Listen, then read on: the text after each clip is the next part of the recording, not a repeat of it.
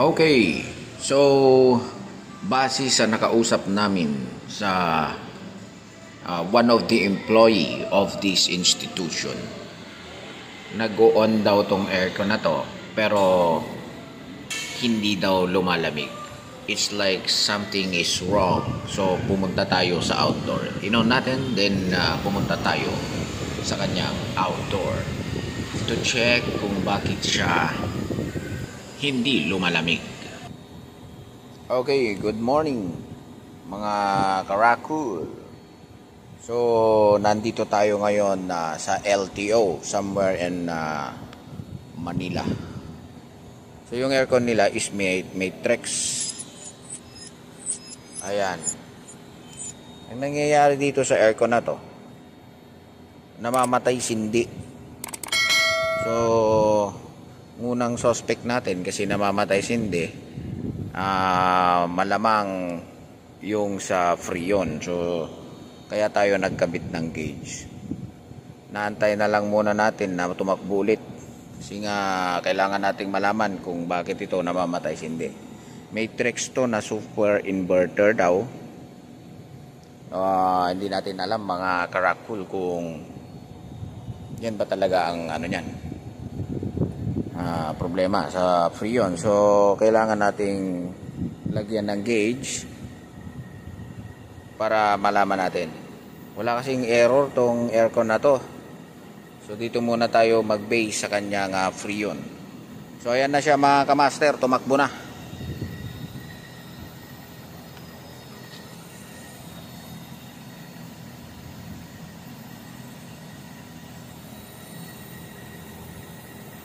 So kinargahan ko siya. Ayan. Kung mapapansin niyo, dinagdagan ko muna ng Freon.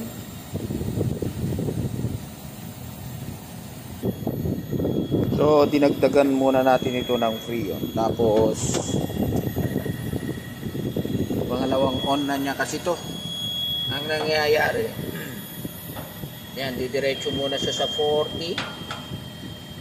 Tapos maya maya yan mamamatay. Aangat yung ano, parang mamamatay yung compressor.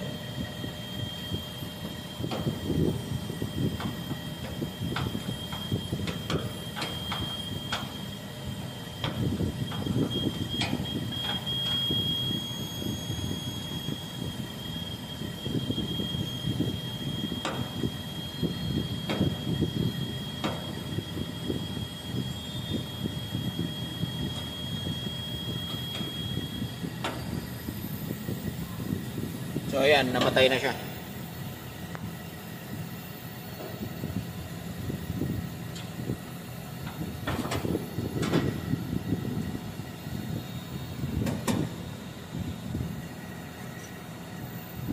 Kailangan ma-check muna natin to yung compressor kasi namatay na yung ano, compressor niya, oh. So may problema siguro ito sa board or sa compressor na mismo. May mga moist na, ewan ko kung moist dito sa kanyang cover ng board. So kailangan natin tingnan kung anong meron, bakit siya nagkaroon ng mga parang moist dyan. Ewan ko, mga likabok na parang basa. Okay, so binuksan natin. So ito yung kanyang compressor. Tumatakbo naman. Tapos, ang una nating ginawa, kasi parang feeling ko kasi namamatay sa discharge. Nasisense niya na mainit yung compressor. So, tinanggal ko muna dito doon sa kanyang ano, sa discharge line. Mainit kasi masyado yung discharge niya, baka mamaya. Ayan o, sobrang init. Ayan o, kita nyo yung nakasulat doon. Japan, China.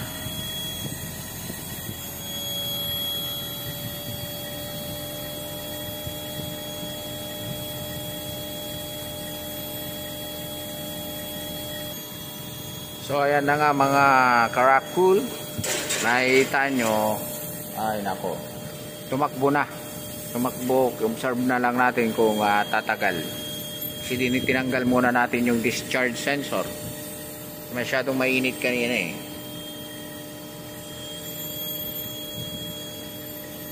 kuhanan na rin ito natin ng amperahe. Wait lang. So, kung mapapansin nyo, nasa 10.39. So, turbo mode dyan ng ating aircon. Tinanggal ko muna yung sa sensor niya dun sa ma-discharge kasi parang hindi kaya nung sensor yung init, kaya siya nagka-cut off. Gawa ng sa mga dahilan nito ay napakababa ng freon niya.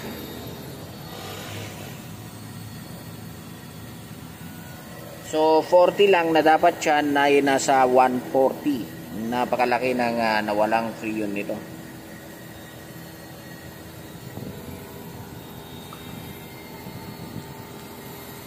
Alright, so possible naman pagka ganito, yung problema ng ganitong aircon kapag namamatay sindi, yung kanyang freon. So may leak talaga ito. Kung mapapansin nyo rin kasi yung kanyang fittings dito sa may kanyang suction, ayan, kung makikita nyo, may langis.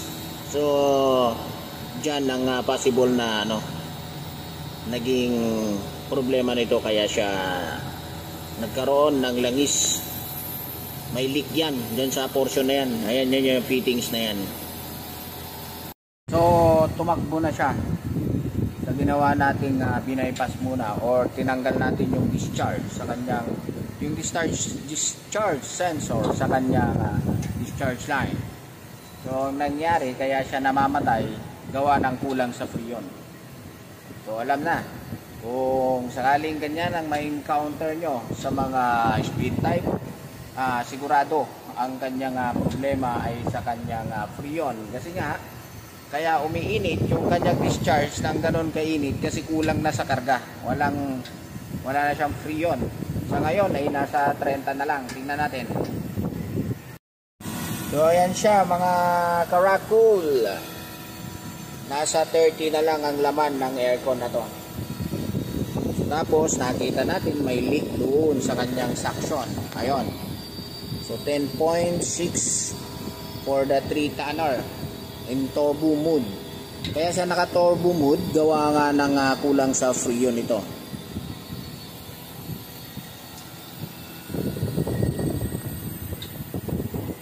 So ire-reprocess na lang natin ito. Ililik test din tsaka natin ire-reprocess. So ayan ang naging problema ng aircon na to. Nagkaroon siya ng leak sa may suction, kaya namamatay sindi. So pagka okay na yung karga nito, pwede na nating ibalik ang kanyang discharge sensor sa kanyang kung saan siya nakalagay. So temporarily nakahang muna itong sensor niya doon sa may discharge, gawa nga ng kulang ito sa freon. Pag nakargahan na natin ito ng freon, ibabalik din natin siya kung saan nakalagay itong ating discharge sensor. So nandyan yan banda dyan. Ayan, dyan siya nakalagay. Ayan. So pag nakargahan na ng freon, ibabalik natin yan. So kung isa sa mga question ng mga kamaster natin, namamatay kasi yan kapag mainit yung compressor. Tama yun mga karakul. Ang nangyayari dyan, kaya namamatay yan kasi mainit nga, mainit yung sa case nito, kulang siya sa freon. Tapos lagi nyong chine-check pag nagsi-service kayo ng ganitong mga aircon, dapat may dala kayo laging clamp meter. Isa sa mga pwede nating magiging basehan yan kapag sobrang init ng compressor at mataas naman yung amperahe. Ibig sabihin, mataas, parang partially burn na ang ating compressor. So kailangan maingat tayo sa pagdadiagnose para hindi tayo mabalikan or mabackjob sa ating ginagawa. Ihahang lang ninyo muna yung discharge sensor para tumuloy Kasi nadidetect yan ng sensor natin na sobrang init na yung discharge. Mainit yan kasi yung pressure niya sa loob masyadong mababa. So, it's a job well done again. Thank you so much for watching. At sa mga bago pa sa ating channel, huwag pong kalimutan mag-subscribe, like, at i-share na rin ang ating video. Paki-pindot na rin ang ating notification bell.